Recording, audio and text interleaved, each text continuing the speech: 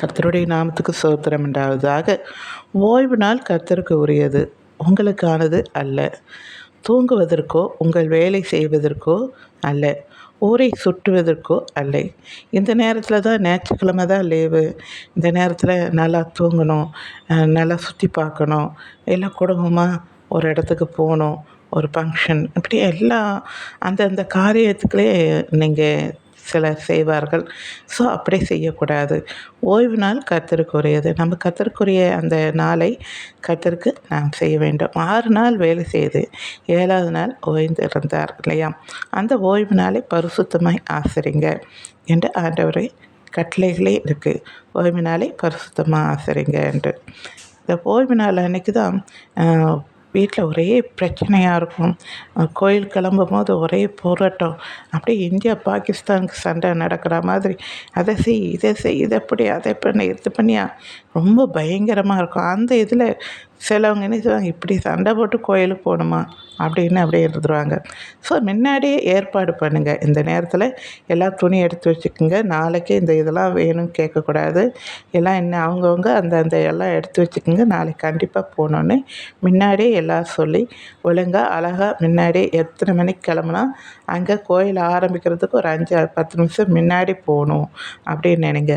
ஆரம்பித்த பிறகு எல்லோரும் 8:45 9 மணிக்கு இல்லை முடிகிற டைம் கூட வராங்க. அந்த மாதிரி இருக்காதுங்க. ஓய்வு நாளை பரிசுத்தமாய் ஆசரிங்க. பாடலில் துதியிலேருந்து மெசேஜ் எல்லாம் முழுசாக கேட்கணும். ஆண்டவருக்குரியதை முழுசாக ஆண்டவர் கொடுங்க, சரிங்களா? சிலர் நினைப்பாங்க, இந்த மாதிரி வரப்போகுதுன்னு கூட சொல்லிகிட்டு இருந்தாங்க, கிறிஸ்தவர்களுக்கு ஞாயிற்றுக்கிழமை லீவு கொடுக்க மாட்டாங்க மேட்டு. ஏன்னா ஞாயிற்றுக்கிழமை லீவ் கொடுத்தா தானே ஆராதனைக்கு போகிறாங்க, இவங்களுக்கு வெள்ளிக்கிழமை வச்சிடலாம் அப்படின்ட்டு இந்த மாதிரிலாம் வரப்போகுதுன்னெலாம் சொல்லிகிட்டு இருந்தாங்க. மோஸ்ட்லி அப்படி வந்தாலும் எந்த நேரத்தில் லீவோ அந்த நாளை ஓய்வு நாளாக வச்சு ஆசரிக்க போகிறோம். அது வெள்ளிக்கிழமையாக இருந்தாலும் எல்லோரும் அந்த வெள்ளிக்கிழமை ஆலயமாக அது மாற்ற போகிறாங்க இல்லையா? ஸோ அதை எல்லோரும் எதுவாக இருந்தாலும் அது நம்ம தடுக்க முடியாது. கொரோனா காலத்துலேயே வெளியெல்லாம் போகக்கூடாது அப்படி இப்படிலாம் வந்துச்சு. எல்லோரும் என்ன செய்தாங்க, வீட்டில் இருந்தே எல்லோரும் ப்ரேயர் பண்ணாங்க. மெசேஜ் ஐயர் ஃபோன் மூலமாக மெசேஜ் அந்த நாங்கள் கேட்டோம், வீடியோ கால் மூலமாக. ஏன் கும்பல் கும்பலாக நம்ம ஜெபிப்போம் இல்லையா தாய்மார்கள்லாம், அது கூட எல்லோரும் ஃபோனில் ஒன்று சேர்ந்து ஜெபிக்க ஆரம்பித்தோம்.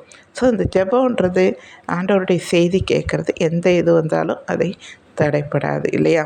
ஸோ ஆண்டவரை எப்படியாவது அதை சரியாய் நடத்த கிருபை செய்வார். ஸோ நீங்கள் ஓய்வு நாளை பரிசுத்தமாக ஆசரிங்க. கர்த்தருக்கென்று மனப்பூர்வமாக செய்யுங்க.